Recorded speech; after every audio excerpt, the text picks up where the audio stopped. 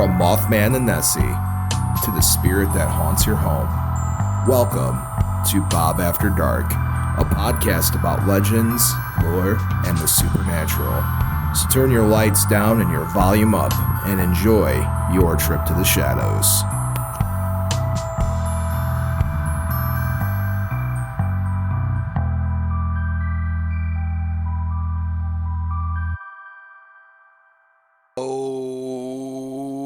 Hey there, children of the night.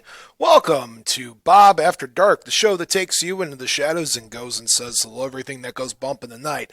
I'm your host with the most that enjoys toast, Bob, and alongside of me, as always, is my ever wonderful, ever vampiric, ever cape-wearing producer of Bob After Dark. Well, I already said producer, but I'll do it again. Yeah. My friend, my brother, my producer, Count Panic himself. Oh, hey there, Count Panic. Oh, hey there, Bob, as my cape gets stuck in the wheel of the chair here.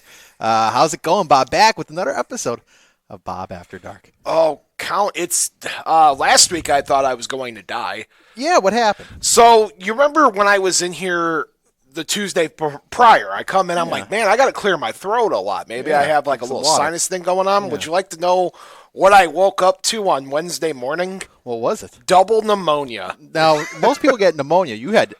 I had double double pneummonia.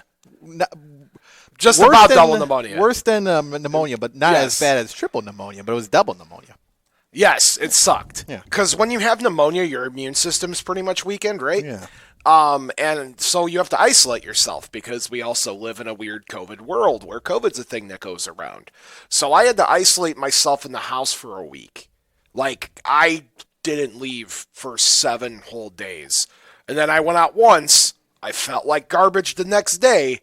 And I was home since. So this is like my first day being outside basically in a week. Oh, man. Well, but you did it, Bob. You defeated pneumonia. Double pneumonia. You lived to tell about it. Yes, I'm very That's no happy. Joke. And we're as we are filming this, we're in what they call a polar vortex, Bob. Do you know what this is? Oh, would you like to explain with the people at home that our fans in Costa Rica what they're missing right now? Oh, man, yes. It's right now, it's negative. I'm going to check right now what's the temperature as we film this right here, right now in Hammond, Indiana. It is currently 3 degrees, but feels like negative 17 degrees. So negative 17 degrees right now as the time of this recording, Bob. Let that be. This might be. You think this is the coldest episode? Well, not the coldest episode. It's gonna be a hot episode. But the weather. The coldest weather we ever recorded. I would say so. Yeah. There's no question about it. The tower is thawed out, and we're ready to roll. I'm literally here. I'm not exactly sure how I'm here, but I'm here. You're here. I didn't want to be here. Wait a second. That's not a great way to say nothing would stop me other than being sick. But man, that cold is being very cold, Count Panic. It is frigid. But we do it for the viewers and the listeners and all that good stuff. Absolutely. Yeah. I'm happy. It's exciting to be here. Yeah. I'm happy to be back. I'm feeling better. I'm off all my meds finally. All in time for me to be leaving for Columbus, Ohio in a few days for OhioCon. OhioCon. I'm not speaking this year. Okay. For the first time in 4 years, I'm not speaking at OhioCon. I'm not going into it here, but for all the fans at home, I'll be at OhioCon. You can come say hello to me at the Paw Star booth at any point. Make sure you shop your local vendors if you're listening to this. This might be out before OhioCon, I don't know. But if you're tuning in after the fact and you had a chance to say hi and meet you, it's great. I'm sorry I'm not chatting this year with y'all, but I will be at OhioCon either way. I'm working. You guys can come find me, say hello, and peruse. I'll be at the Paw Star booth. Okay. Excellent. So that's where I will be for OhioCon this weekend in Columbus. I'm looking forward to some Mickey's late night slice and homemade pierogi from the food market. Hey, how about that? Some of the best pierogi you'll ever have in your life. That's quite the endorsement. Yeah. So what's been going on with you, Count? Let's get a weekend update. That's high praise. Several weekend updates. Yeah. Well, geez, Bob. I know, right? We had a thing around here where we could have got a snowstorm. It didn't really pan out to be a snowstorm. A lot of weather people were quick to jump the gun on that, but it did snow a little bit over the weekend, and then we turned into the polar vortex. So, really, all in all, Bob, when it gets this cold, I gotta be careful because the Count the wings start to freeze up. So luckily, that didn't happen, and we are good to go. Yes, I'm. How about you? I spent a lot of time in the house. That's right. Yeah. I watched movies, which was nice. I played catch up on a lot of stuff I had to play catch up on. I did a lot of sleep because, when you're very sick, it's just sleep is for the best. That was miserable week and a half of being sick. No, I don't recommend anybody get pneumonia. What a way to ring in the new year. Yeah, but you defeated it. But no, it's great. Also, folks, in case you're watching live and you see my eyes scrolling down, tonight we are launching something brand new. What is it? It is the Bob After Dark Discord server. The Bob After Dark Discord server. Yes. So I think you just go to, I'm brand new at this. I've been in Discord servers before, but my exact server just launched tonight. So it is the Bob After Dark Discord channel, or Discord. I guess you could just go to discord.com/BobAfterDark. You can request to join the server, and there's a live show discussion in the in the app itself. Wow. I'm learning it as we speak. But so from fans of the old days that used to watch Bob After Dark live, and you would be able to chat with me live, that option's back to you now. There you have it. Because I know there's people over at jedtv.com that are watching now. Yep. Head on over to the Bob After Dark Discord so you guys can have a chance to check the show out. All right. Well, how about that? Yes. Live time. Absolutely. And if it's after the fact, you could still chat. Or no, it's only live for this episode. No, we're going to do this for here on out. No, but I mean, can people say you can't catch this episode live? Can you still comment? Oh, you can catch the podcast. The podcast will be out at whatever you want. And you could and go the Discord runs 24 hours a day. So you can comment whenever you want. You comment on whatever. I have several threads up. I'm going to do short story time streams on there as well as Twitch. That's like a big thing I'm trying to launch this year. I'm trying to be hip to be square, Cal. Yeah, Panic, Lewis. Is New Kids on the Block still hip and relevant? Yeah, somewhere. In the 80s. If this is your first time ever watching or listening to Bob After Dark, we're your weekly-ish paranormal show where we talk about legends, lore, supernatural, things that go bump in the night, weird cryptid stories, and of course, Count Panic's favorite, cheese. Wow. Well, that's a good question. Cheese? I like mozzarella cheese. I like a lot of cheeses. Right now, I'm going to go with mozzarella cheese. Mozzarella, he says. Yeah, I mean, that's good. I also like just a good nacho cheese for dipping things. That's fun as well. I could tell you bad cheese. Sure. I don't like goat cheese, and I've never been big on blue cheese either. So I guess I don't like every cheese out there. But most of it's pretty good. Insert post editing, Bob. Make sure you insert a drum and cymbal in the background. We're going to get a Bob After Dark intern in 2024. Their job is to hang out on the sidelines and just do the boots. Provolone's is a good one too. Provolone's. Would you like to know mine? Yeah. What is it? Baby Swiss. Why baby Swiss? I mean, I like regular Swift as well, but just baby. I prefer baby Swiss. Okay. Mild cheddar. Mild cheddar? Very sharp cheddar. Sharp cheddar. Yeah. And just Swiss, those my absolute favorite. Baby Swiss, big top. And how about the brie? Brie cheese. I do love brie. How about the cheese in the can that you could spray out? Cheese Whiz. Cheese Whiz. Cheese Whiz. Blues Brothers. Yeah. Specialty there. All right. Yeah. So how we split Bob After Dark up is into two parts. Top half of the episode is the weird spooky news of the week. That's where you, the fans, and me, the Bob, go digging on the internet for all the weird spooky news and anything from ghosts and goblins and weird cryptid sightings making it into major media presence, UFO sightings, weird advances in borderline on science fiction, and just Bob-worthy news. Yeah. Yes. Yeah. Typically, 9 times out of 10, Count Panic isn't warned ahead of time unless it's for a video reason, which he's actually prepared this week. 2024, we're coming into this year prepared. So we actually have 4 news stories because I was gone during probably the most breaking news story, I think, of all time here on the show, and I missed it. I was sick when the story broke. I think I know where you're going.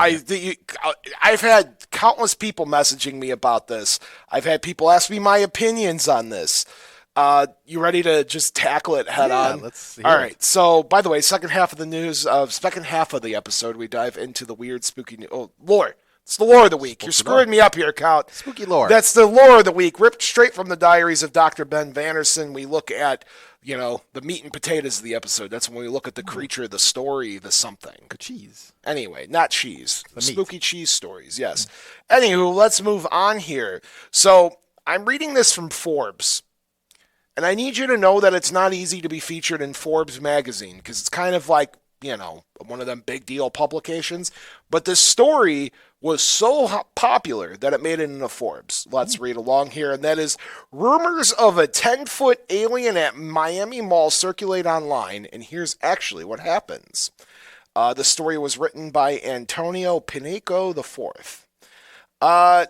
Top line, rumors and video clips of panic massive police presence and what social media users claim to be an 8 to 10 foot tall alien appearing in a Miami mall cropped up online Friday through the digital buzz and around with supposed appearance to be sourced from footage of a New Year's Day brawl at the shopping center that involved several juveniles and police response.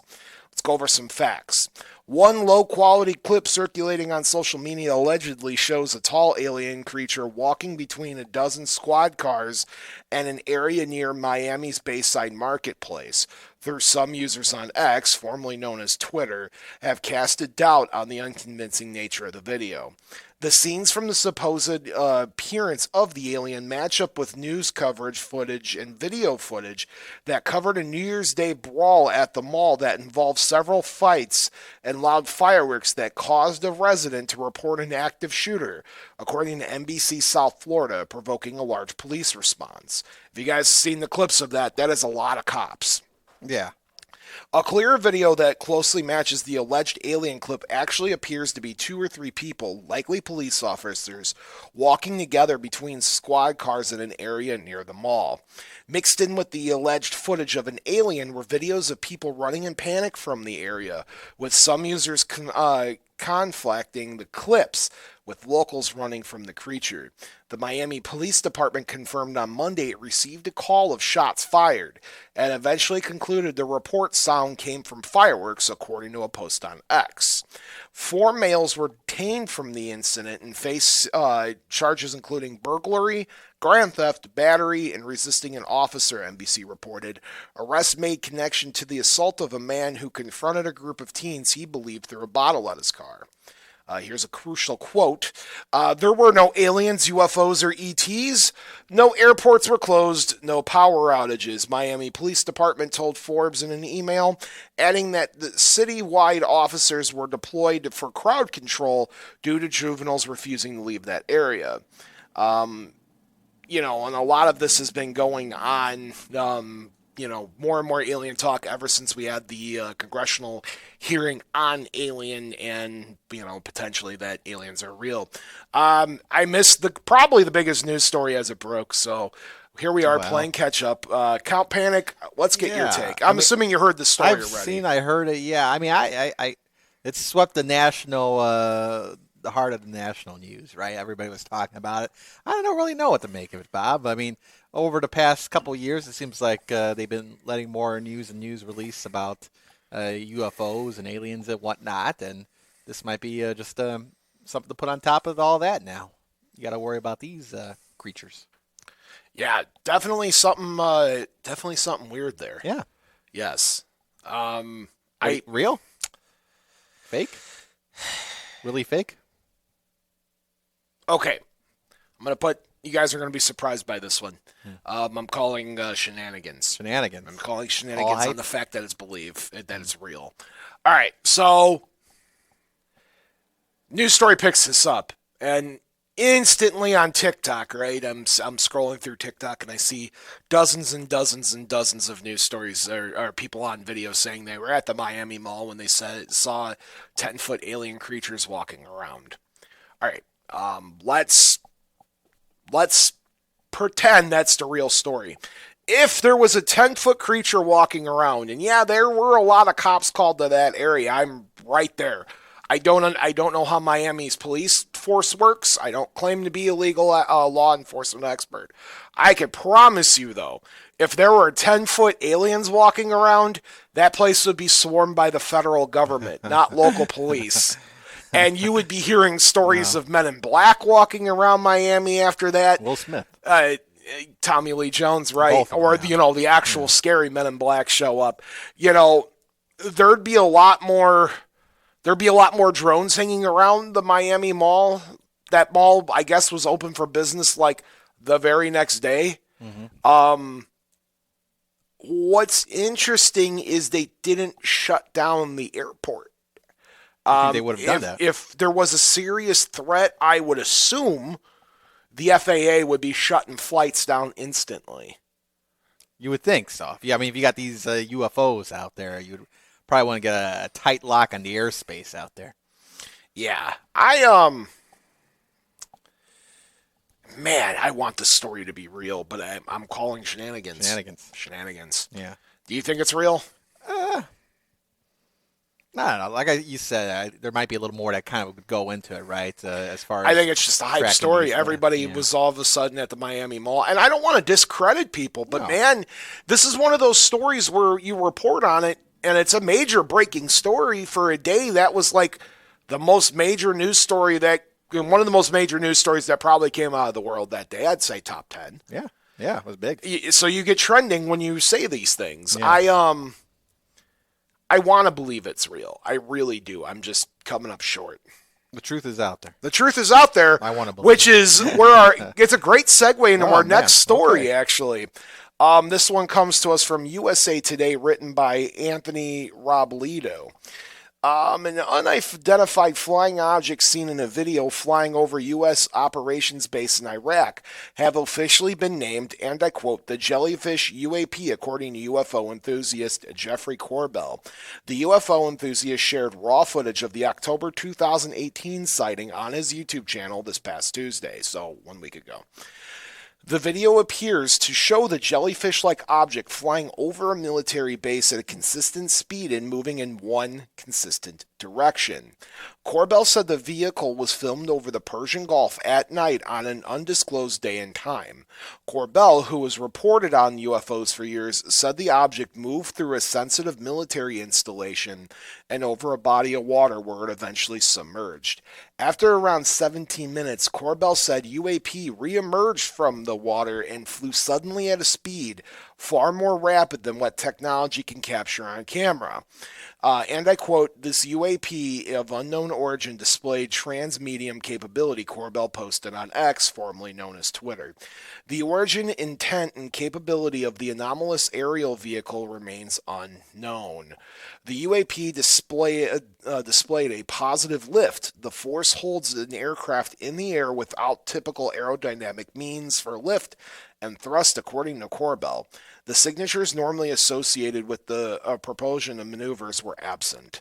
The USA Today has reached out to the FAA and Corbell for comment with nothing added right now. I had you watch the video before the show, kind of skim through. There's 2 minutes worth of footage here.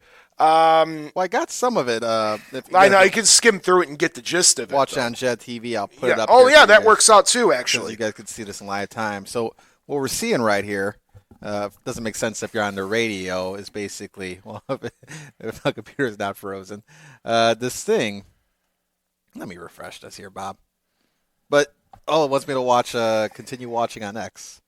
Well, that's unfortunate.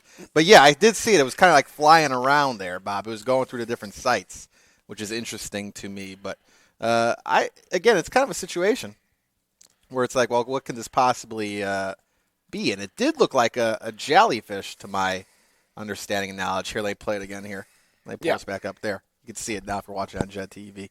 It comes in the form. It looks like a jellyfish, right? They're just kind of flying out and about, going past different bases there. And it just keeps going. Very odd, Bob. Very odd. I mean, it's like maybe like a speck of dust with legs, so you could kind of say too in a while. But it is very jellyfish-like. I can't explain it. What do you think? Okay, you ready for my take? Yeah. I think it's real. I think it's the real deal. Think it's the real deal? I think that's the real deal. Man. 10-foot alien marching around the Miami Mall. Maybe extra-dimensional creature that's able to phase in and out, and it made everybody forget. I don't know, but I will tell you that the jellyfish UFO, 100% real. Yeah. No question about it. How does a random military video leak to some guy on X? I don't know. That's probably more interesting of a story than the actual UAP, right? Yeah, you would think so. That's.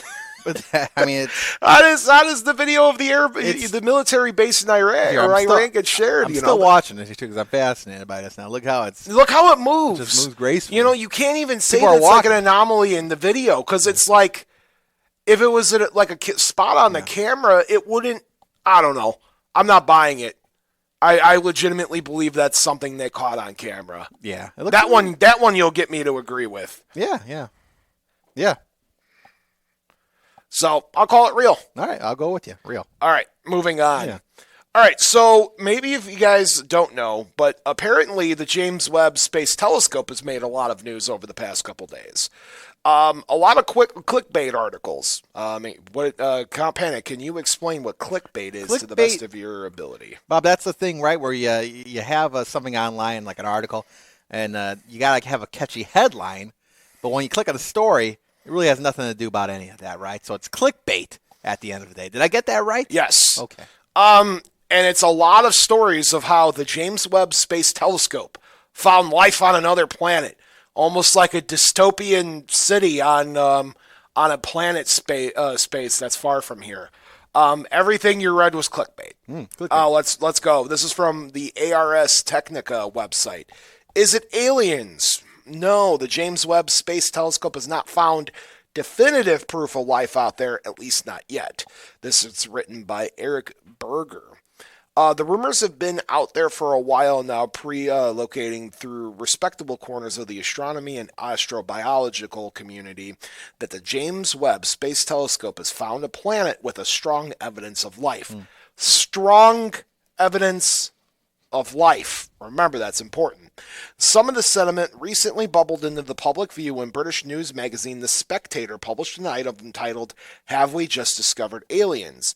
In accordance with the Burderidge law of headlines, the answer to the question posed in this headline is no.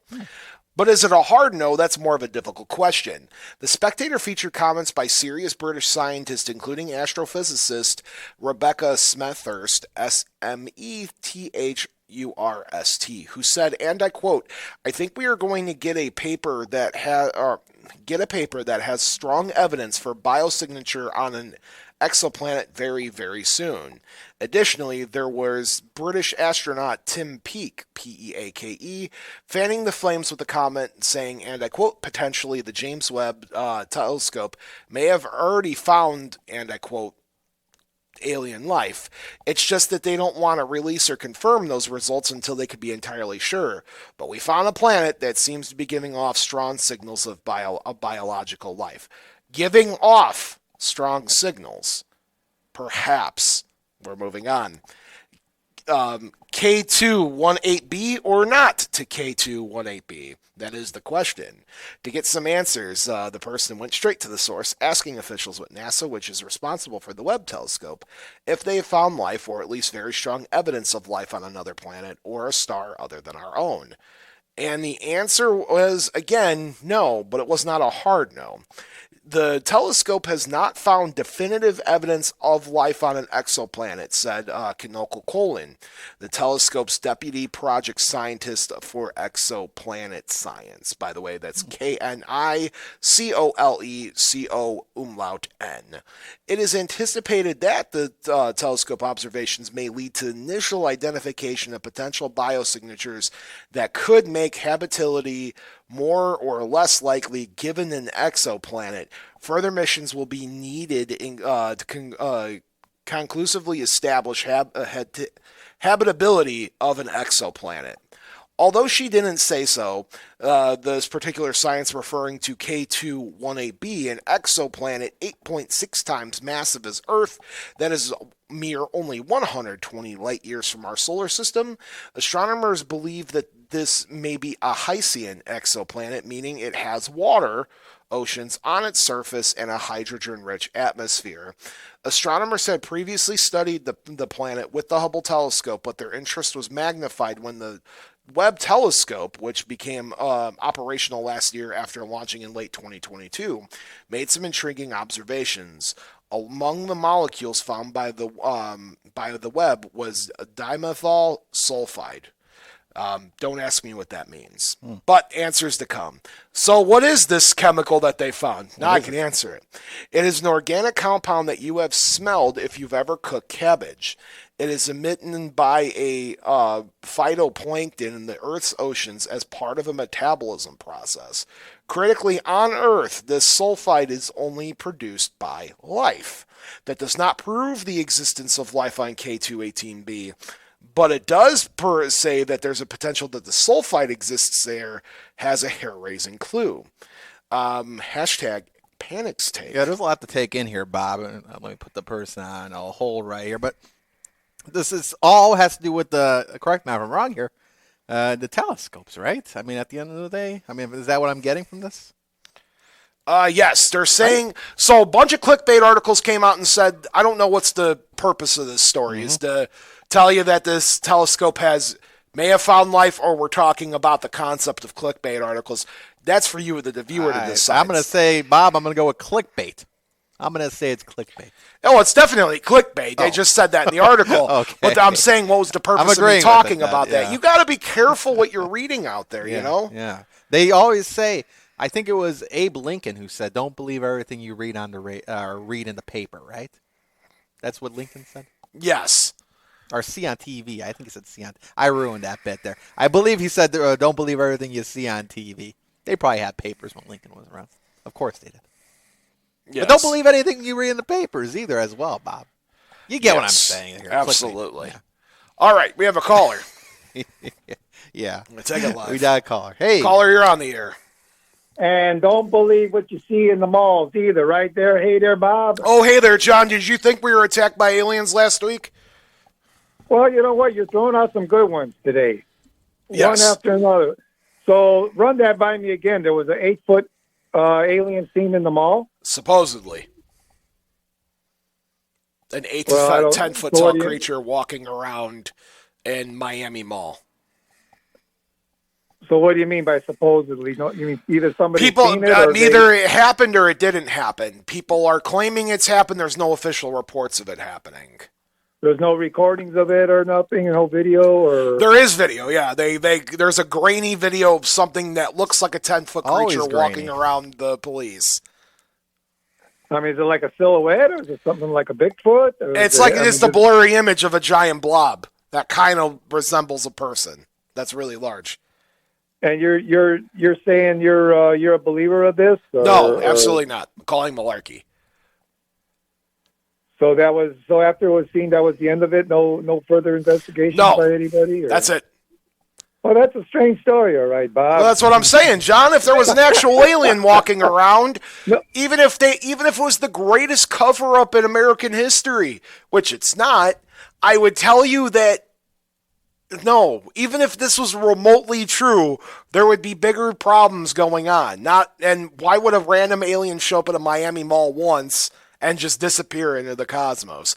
Don't get me wrong. You guys listen to my show. You know where I stand on the believing scale. I believe these things. But this is the one story where I draw the line and say, no. Yeah, for sure. That I'll be 100% with you behind that one. But and anyway, hey, glad to hear you back. Thank you, John. And I'll be flipping onto the JED TV in a little while, so I'll see you. And I'm glad you're feeling a lot better, too, as well. Oh, well, thanks, John. We appreciate that 100%. And I appreciate you. All right, bye. Hey, thank you. And you stay warm now. I'm trying. Yeah, we all are. So, all right. Have a good evening. Yes. All right, Count, we have another caller? Or We no? do not, but you could. 219-845-1100. Do you think we were under attack by aliens last week or not? 219-845-1100. Call in. Let me know. Count, are you ready to take a quick break? Yeah, we can do that right now. All right. Actually, I lied. You want to do one more news story? Oh, yeah, that's right. The fourth one, yeah. This is the fourth one. I found this one last minute, and I didn't want to skip it. So let's not go to break yet. We have one more news story. Okay. All right.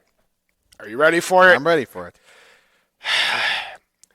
Is haunted doll tucked away in Bucks County barn too creepy even for a vampire museum? Oh, wow. This is written by the Philly Burbs by J.D. Mullane. Sometimes a thing is so creepy that even a guy who collects creepy stuff is creeped out. Such is the case of Ed Criminy and his haunted doll. Oh yeah, this thing's creepy. I mean, really creepy. Criminy, the proprietor of the Vampire Museum and Paranormal Activity. How do I not know? In Buckingham. I'm assuming that is a suburb in Philadelphia. He's not exaggerating. More on that in a bit. Even the way that Criminy acquired the doll for his museum last week was weird. He runs a high-end European antiques dealership in Bucks County, and he received a strange caller from a fellow dealer whose first name is Nick, but asked his last name not appear in the story. Nick acquired the doll when he purchased the contents from an estate believed to be belong to Robert Thomas, the founder of the Farmer's Almanac, Criminy said. I've done business with him in the past, and he's a good guy, but he said he'd get this thing out of here. He wants it out. He said he'd even throw in a swear word and pay to have it removed. Criminy, along with his friend Eric, something glitched out on me. Sorry about that, folks. All right, okay. Criminy, along with his friend Eric, a local ghost hunter who documents creepy things on his YouTube channel, traveled into Bucks County McMansion and territory near Indian Springs Road in Doylestown. There, behind a massive house across a field of ice and snow, in a barn-like shed, he'd find the doll. Oh. Criminy called Nick to get the doll's backstory, and from what I'm told, it's from the Robert Thomas estate, Nick said. Well, why don't you want it, Criminy says, and this Nick guy says, because it gives me the creeps, which is a valid reason not to want a doll, man. Yeah. So it gave you the creeps, and you're offering to give me $200 to get rid of it, Criminy said. Nick says, exactly. And Criminy says, I'm going to have to take a look at it first. Now, Criminy, my man, as somebody who gets haunted dolls sent to him on the regular, or at least gets threatened to get sent a lot of haunted dolls, if somebody's offering to give you $200 to take the doll, I would even take the Really? doll. But you hate the doll. I hate the doll, but I'll take it for $200. So you want to keep it? Listen, it's a steady paycheck, right?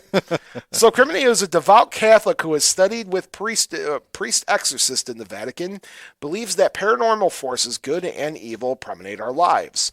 Under certain circumstances, they attach themselves to inanimate objects like creepy dolls. It's why he recommends having any item purchased in an antique shop or yard sale be cleansed before it's brought in the home. I agree. Holy water works really well, he said. It's a tool that works. The men arrived at the McMansion. Sounds really funny, by the way. It sounds like a fancy McDonald's. McMansion. Which appeared deserted. Around back, far from the house, was a barn-like shed. The doll was in there, Nick said. As the door swung open, a blast of freezing wind hit them and continued blowing. Inside was lawn equipment, boxes of old newspaper and furniture covered in sheets. The men searched for the doll. That one, Mintel said, looks like a baby carriage. The cloth was pulled away, revealing a doll seated in a Victorian-era high chair on wheels. Seated in the chair was a doll, old, and its body bizarrely impaled with handmade iron nails. In its doll's left hand was a carved wooden skull. Embedded in its stomach was a timepiece. Its glass eye created the illusion of following the men. On the high chair tray was a small volume of occult spirituality and a page from the 1838 Farmer's Almanac. Criminy looked troubled and said, I don't like it. You can actually go, by the way, and buy a vampire killing kit at this person's museum, and we have two callers. You do? All right, caller number one, you're on the air. We'll take it live. We'll go in order here. Caller one, you're on the air. Hey, Bob. Hey, what's going on? Hey, I heard you were skeptical about something. Is this Patrick from Ghostly Podcast? This is Patrick. Whoa! Hey, now this is a celebrity sighting. Oh, hey there. Oh, hey there. It is nice to hear your voice, Patrick. It's good to be heard. We're taking the month off, so I had nothing better to do. I was like, I'm going to check out Bob After Dark. What's time off like, Patrick? And I would pay you $200 to take that down. Wow. I'm glad. I am. Yeah. You could give me money. I don't want them for free, but you could give me money and I'll remove it for you. What about $50 to take Neil's doll? That's $50. And name it. I don't want to name it. He's thinking about it. $50. I would do it for $50. Wow. Yeah, I would do it so for I got 50. you down from 200 to 50 now. But that's the friend discount. Oh, okay. Okay. That's from one podcaster to another. Yeah. So I joined your Discord server, and I'm having a ball on there. Oh, thank you, Pat. I just launched it tonight because apparently that is a thing I need to do, and I'm trying to learn how to moderate a chat and be live at the same time. Oh, man, you're awesome at it. It's a lot of fun. Oh, thank Your you. Listeners should totally join it. Yes, and Pat, somebody asks if this is a microclimate, by the way. It can be a microclimate, yeah. So, Captain Skeptic, where do you stand? Do you think the Miami Mall was being attacked by 10-foot aliens? No, sorry. Even though I like alien stories, I can't stand behind 10 foot tall. Me and him are on the same level. Me and Patrick actually agreed on something. Wow. Now, are they wearing overalls? Oh my God. I'm glad you enjoy the Mantis Man story of Robinson Woods, Patrick. Yeah, I don't believe in that either.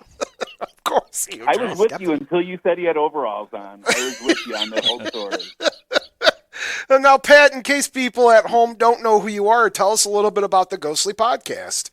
Oh, Ghostly Podcast is a podcast where we debate ghost stories. And we're starting to venture into some other paranormal things, but not really. We're keeping it ghost related, and I am the skeptic, and my partner is the believer, Rebecca. She'd probably be a much better call-in than me. I actually like when Rebecca and I talk. Sometimes when Pat and I talk, It's good to have both sides. It's good. Stop it, you. Quiet back there. I really thought I was tuning in today to hear the revised Yule Cat story. Patrick, it is January 16th. Is Yule over? I still want to hear it though. Patrick, how many times do I have to tell this story? One more time. Get off the phone, Pat. Thank you. So, guys, check out Ghostly Podcast or wherever you listen to podcasts at. Love you guys. Thanks, Pat. All right, we love Pat, you take too. care. All right, got another caller on the line. We'll take it live. We have another live. Here we live. go. We'll take a caller. Thanks for being patient. Who are you and where are you calling from? Hey there, Bobo. You know exactly where I'm calling from. I don't. Who else calls you Bobo? Oh, hi, JR. How are you? Thanks for calling in. Hey, buddy. Love the show. I don't believe we're attacked in Miami, but I was wondering if you heard about the story about the 10-foot aliens in Brazil on the mountaintop. I have not, no. So there's better footage. If you can go online, you could see the footage. There's this weird body on top of a mountain, and they zoom in very close, and it looks really weird. I mean, it could be categorized, yes, as alien. Do I believe it? I don't know. I don't know about the Miami thing, but I think I'm with you on that. I do believe aliens exist, but come on, where are they going to go? The Foot Locker for some Nikes? Get out of here. As a man from a military background, let's say that we were attacked by some sort of alien force. You don't think the mall is just going to have a bunch of cops show up to it, right? No. It wouldn't be the cops. It'd be Secret Service, if anything. Why does attack have to be the word? Christy wants to know why attack has to be the word. Okay, fine, visited. You would, oh, wow, look at that. We're showing the footage That you're brought up to. How did I miss this? That's interesting. It looks more ape-like than anything. It don't look like the creature from Miami by any means. No, but it definitely looks weirder. Yeah, that one's a lot more of a clearer shot. Look at that. Huh. Well, thanks for sharing that story with me, JR. I appreciate it. Anything for you, Bobo. You know, you could send those articles over to me, or you can hear the sound of your own voice. Whatever works. I figured this was the only way you'd actually take my call today. I take your call. You realize I don't take calls. That's the producer's job.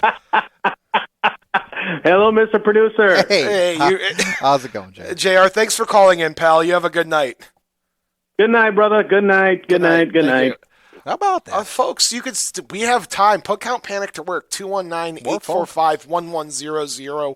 Were we visited by 10-foot alien creatures? Again, that's 219-845-1100. All right, Count. So, haunted doll at the Vampire Museum in the burbs of Philadelphia. Yep, I say yes. You know me. I ain't going to say no. And who knew there was a vampire museum? In Pennsylvania? Well, there's other, I'm going to use the term vampiric persuasion museums in like Louisiana. I think New York City has one. Pennsylvania. Well, correct me if I'm wrong, Bob. But once again, correct me if I'm wrong. But isn't that where Dracula originated from? Transylvania. Transylvania. Transylvania. All right. Oh, Pennsylvania. The Pennsylvania vampires, man. I got it wrong. You know, when you think of like vampires, and maybe my chat could chime in here and tell me what they think about it. When I think of like a vampire story, I think of New Orleans right off the bat. That's where my brain goes to. And if it's not New Orleans, it's Chicago with like World of Darkness. If you're familiar with like that RPG system, that's really nerdy side of Bob coming out, but that took place in Chicago. So I think of like Chicago, I think of New York, I think of Boston, London. Think about London when you think of vampires, Transylvania, Romania, things like that. I don't think of Pennsylvania. Well, that's a first. That's a first. So good job, Vampire Museum in Pennsylvania. I'm not dogging the guy. No. In fact, we're going to see if we could set up an interview with him next week. Get him in here, yeah. Okay, well, we can't get him in here, but let's see if we can have him talk about the doll and bring him up on the Zoom for us for next week. Yeah. You like that idea? I think it'd be great. I think it's a terrible idea. I'm glad I thought of it. All right, folks, you ready to take a quick break? Yeah. All right, Counting Live fans, stick around. We'll be right back. And for our podcast fans, you're about to be hearing words from a podcast that you should be listening to. Stay tuned. And we're back. Oh, hey. Oh, hey there, Count Panic. Oh, hey there, Bob. What did you do during break? During the break, Bob, I went and had a family reunion in Pennsylvania. Yes, Bob, I am happy to report back since the last time we talked. There is a big vampire clan base in Pennsylvania. Outside of Philly. Yep. Specifically Philly. That's where they were born and raised. Do they like the Philly cheesesteaks? Oh, they love it. Or do you avoid that because, steak, wooden steak, meat steak? But Well, you're not the only one with vampire puns, buddy. It depends. You guys got to avoid the Philly cheesesteak. Yeah, although that would probably be a delicious way to go out, right? I'm a vegetarian, so you're talking to the wrong guy. You just like cheese. I just Philly cheese. Can I get the Philly cheese without the steak? Excuse me? Just cheese on a bun. Can I just get cheese on a bun? Maybe you guys make a vegetarian. I digress. What'd you do? You know what I did during break, Count Panic? What? I also went to Pennsylvania. Did you? I did, and I went and I was in search of the Pennsylvania vampire. And? I found a guy at a bar. He wore like a green cape, and all he did was count at me. Really? It's really weird. Wow, that sounds He was just familiar. like, that's one joke. That sounds familiar. And I was like, can I ask you a couple questions? Couple, that's two. That got annoying really fast, and I just left. I think I know that guy. Friend of yours, family member of yours? Yeah. Like great uncle that you don't talk about? Yeah. The Count Panic family tree. We don't talk about for our art friends out there in the world listening to this, if somebody wants to sit down and do a Count Panic family tree art, that? I'm even going to make that a contest. Draw out the Count Panic family tree art. Huh? We're going to pick the best one, and we'll send you a Bob After Dark care package. Hey, how about that? All right. I'm serious. All right. Well, You let it be known. I let it be known. And Count Panic, you're going to pick the winner. Oh, that's a lot of pressure. That's a lot of pressure. We're going to do that. We'll run that for now and through the end of February. All right. So it be done. So it comes. Remember, folks, 219-845-1100. Our phone lines are open. We're 2 calls away from a world record. I think our top was 4. So let's break that record tonight at 5 calls. 219-845-1100. All right, Count. So you live in the Midwest. I live in the Midwest. Yes. What is going on in the Midwest right now? What is going on in the Midwest right now? Belligerent cold weather. Exactly, yeah. Belligerently cold weather. I am so cold that it hurts. How cold are you? The air hurts my face. Oh, okay. I willingly live in a place where the air hurts my face. And I had that realization yesterday when I looked at the temperature outside and it was like real feel minus 20 or something. And I said, I'm well in my 30s. I could choose to live anywhere on the planet. Yeah. But I choose to live in a place where the air hurts my face. Oh. It's terrifying, terrible. Yeah. But everywhere you move, you have a deal with something, right? Yes. Yeah.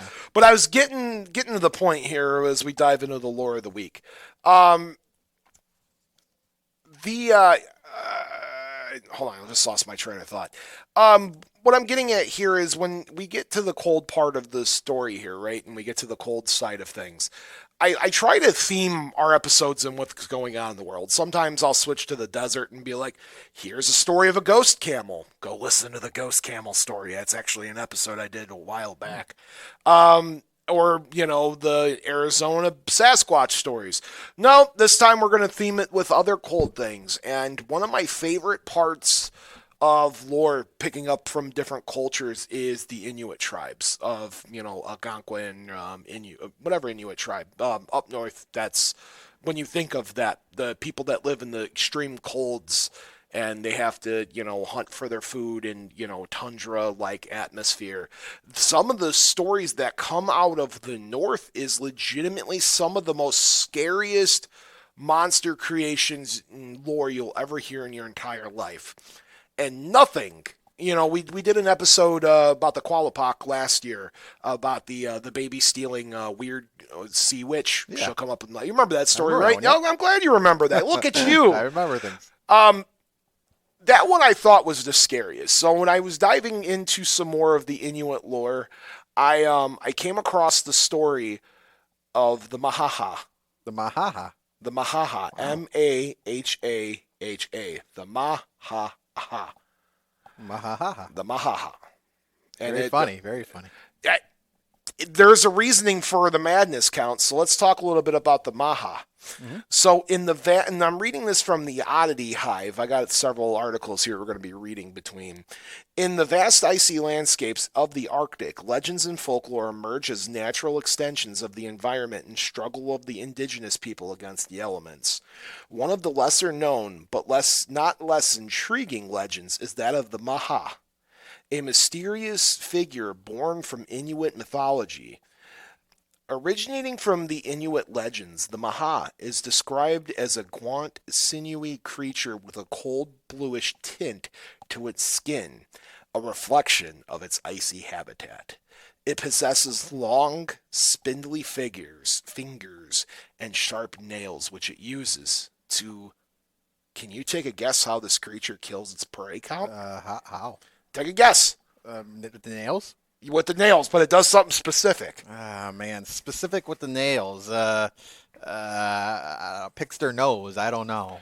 No, if you were to say, does it scratch at their vital organs? No, it doesn't. This, my friends and my dear listeners, is the story of the tickle monster. Oh, tickle. This thing will legitimately tickles you to death. I'm not joking with you. So its eyes, wide and crazed, coupled with the perpetual grin, give the Maha a disconcerting appearance. The Maha's modus operandi is as chilling as the environment from which it hails.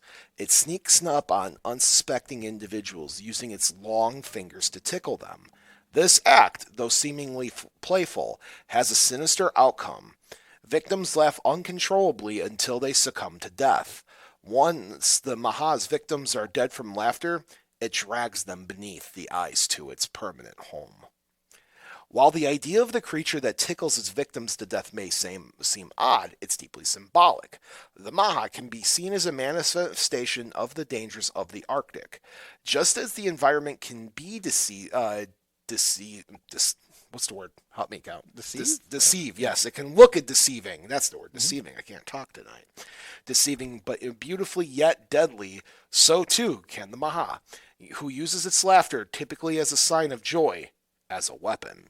Furthermore, the act of dragging its victims beneath the ice can be seen as a reminder of the unforgiving nature that the Arctic waters and dangers they pose.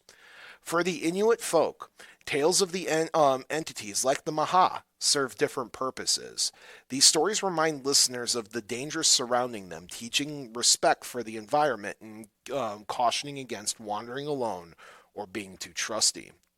In times when understanding of certain natural events was limited, attributing disappearances or unexplained deaths to the likes of the Maha provide a form of explanation. During long, dark winter nights, storytelling was a primary form of entertainment, and the story of the Mahaha, with its mix of horror and dark humor, would have been an engaging story to tell.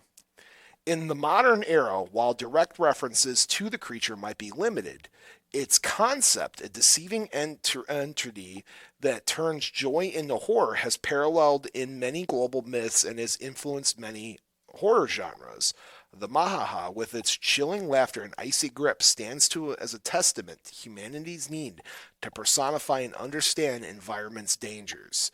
While the Arctic's vastness holds many mysteries, the Mahaha remains a unique blend of horror, humor, and reflecting the fine line between life and death in one of the world's harshest climates. What do you think of the Mahaha? I think it's terrifying. On one hand, you would think getting tickled would not be a big deal. Sure, you're ticklish, so what? But the fact that it's enough to kill you, then it's like, well, maybe it's best not to tickle me. It's deceiving, right?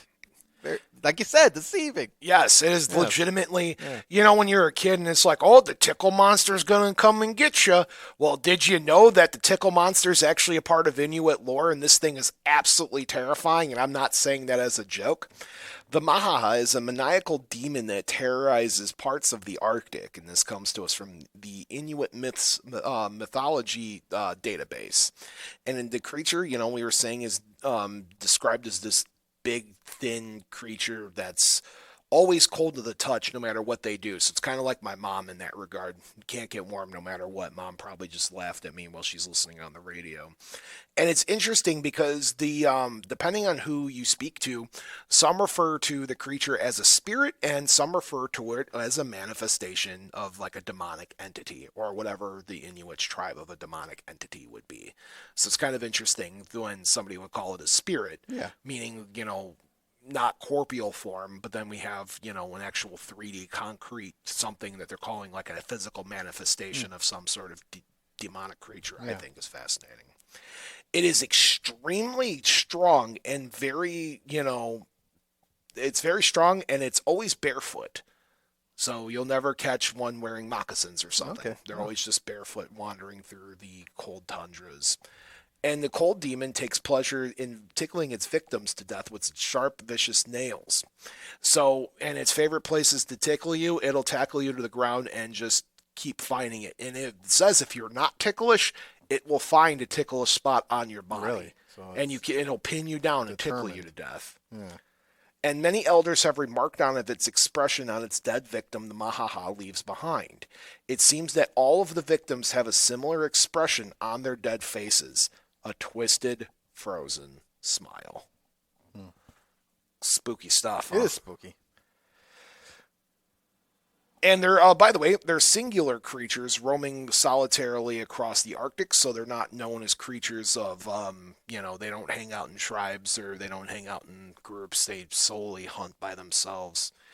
And the Inuit saw the spirit from time to time, always minimal clothing. So you might see it just with some pants on, but no shoes, no socks, no shirt, no gloves, no nothing, just the bottom half of the clothing.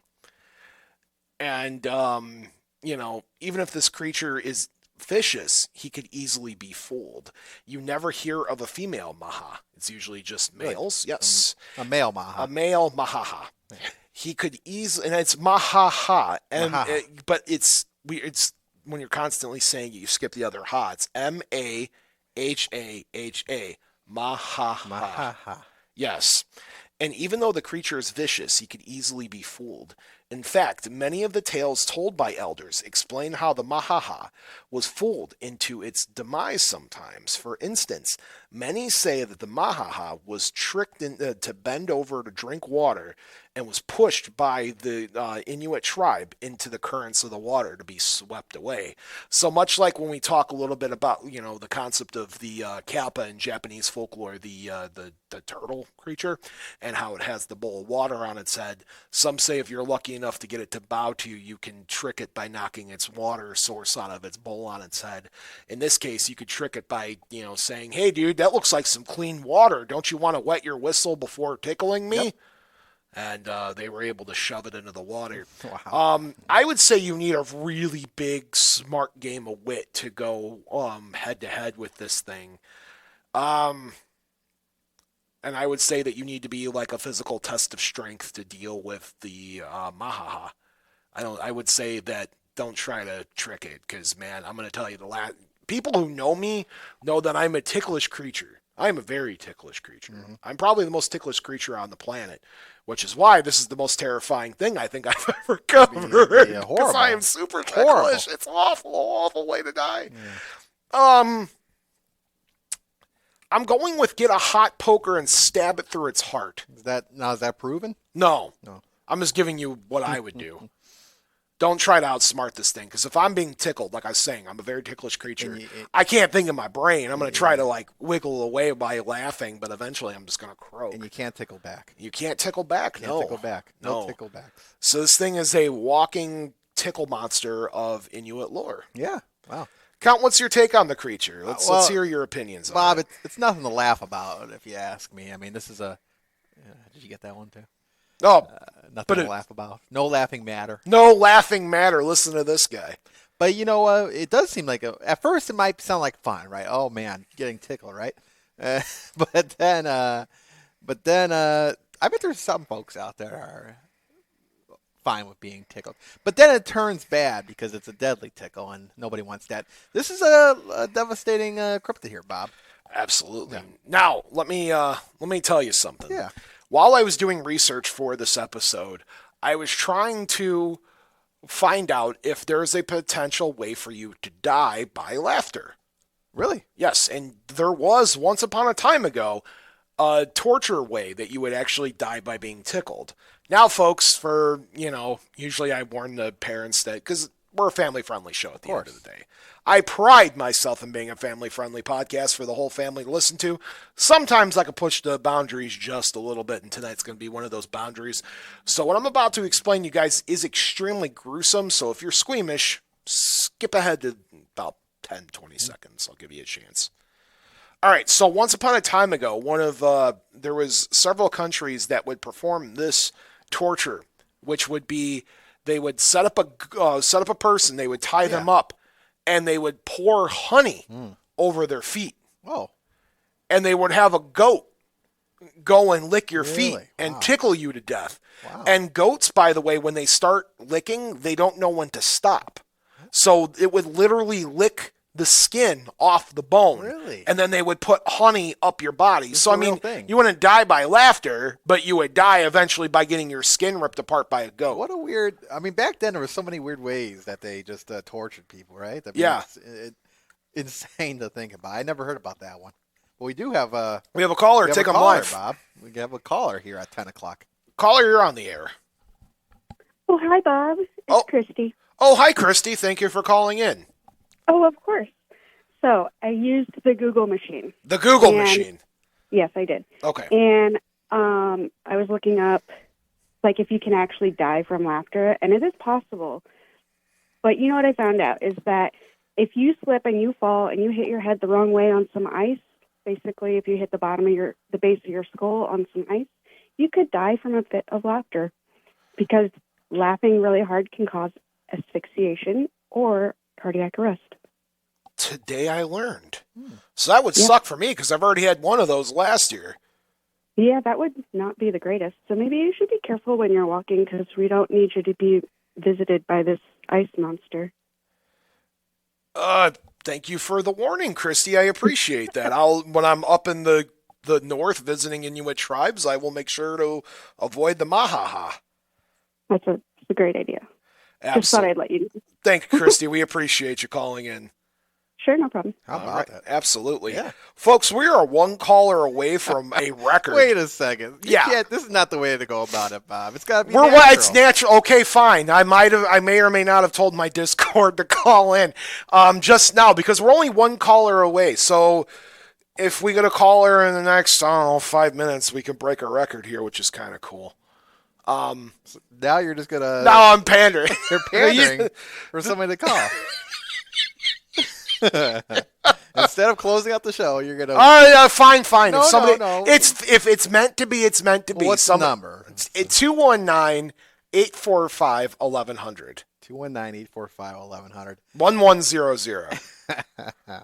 All right, well, go about yourself. Okay. Anyway, I would say, unironically, that this is one of the most terrifying creatures I have ever covered in the entire history of Bob After Dark. And I will tell you why. You think about a laughter, right? And laughter is supposed to be like this nice release of dopamine, keeping yourself excited and happy. And you are now used that as a torture method for you to eventually die. It is not said what happens to your body once the Mahaha drags it down below the ice. But in this case, you totally can. They don't say exactly what happens to you when you go down there. But, man, I don't want to experience that. Well, Bob, like I said, it's no laughing matter. And I guess, Bob... we have a record! It paid off on your end. Okay, is it 5 unique callers? Because it's only going to count if it's 5 unique callers. Let's find out here. All right, caller, you're on the air. Yeah, good evening, Bob. This is Yashu, Portside Wakim. I'm really enjoying the show, Bob. I really enjoyed this show. You have some very interesting topics tonight, Bob. And I'm glad I'm your 5th caller. Do I win a prize? I don't know, Bob. This sounds like John. Wow. Do I win a prize? You won something, sir. What was the name again? That's a Yashu Portside Wakim. Well, that's a fine how do you do. How do you do, Yash? It's a pleasure. Oh, well, another 5th caller. I don't know. I listen to you all the time, Bob. Well, it counts. Do I win something? Yeah, do I get a shirt or anything, Bob? Yes, you won my deepest gratitude, Yash. There you go. Well, I'll take that then, Bob. Thank you. Have a good evening. Thank you, Yash. We appreciate you. There you have it. How about that? 5 calls, Bob. That's 5. I don't know. That Yash guy sounds a little suspicious. Yashu is. Yash. Listen, Yash. If you're anyway, this thing was legitimately the most creepiest creature ever because you're using this tool of like dopamine release and excitement and comfort to end up just being used as a torture device to kill you. Yeah, I don't know. It's again, it's laughter. You think of it as a fun thing, but again, it could be deadly. It could definitely be deadly. Deadly laughter. Now, Count, do you have any closing words for our audience this evening? Closing words, Bob. Let me again get my cape out of the wheel here. If you're laughing, do it in moderation, of course, and also as well. If you're listening to this live and in the Midwest, the polar vortex should be snapping soon. So there's that. So stay warm out there, everybody. And avoid the Mahaha. Yeah. You're looking at the phone like we have a caller late. We do not have a caller. Okay, I was like, man. We did. We broke the record, Bob. We broke the record. I'm going to consistently do this. That's important. Yeah, six next week. All right. Folks, thank you for watching and listening to another episode of Bob After Dark. On behalf of me and Count Panic, we just want to say Good night to all of you. Good night to my mom. I know you're listening by the radio. I hope you have sweet dreams. To Dad, wherever you are in the universe, I hope you're happy, comfortable, and doing it, whatever it is that you want to be doing. And to Tiff, no matter where you are in the world, I hope you have the sweetest dreams of them all. Good night, everybody, and remember the two most important rules of Bob After Dark are, not all who wander are lost, and as above, so below. Until next time.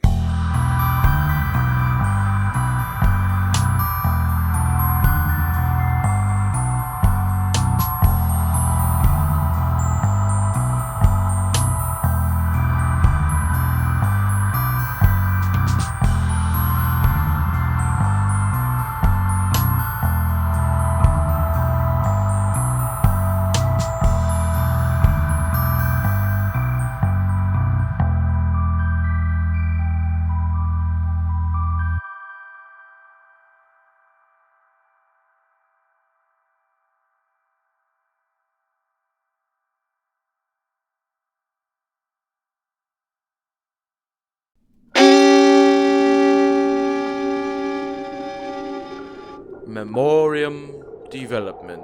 Goal.